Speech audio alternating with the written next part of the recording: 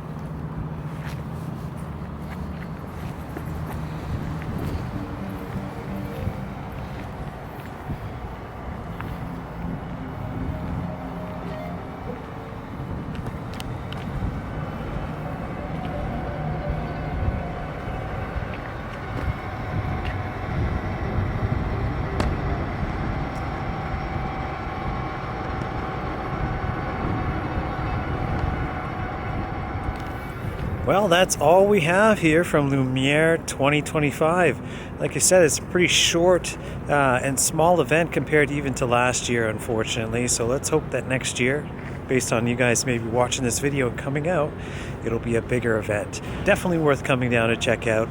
But like I said, pretty small, pretty chilly, even here close to April, but definitely worth it. All right, guys, hope you enjoyed checking it out with me. Thanks for dropping in.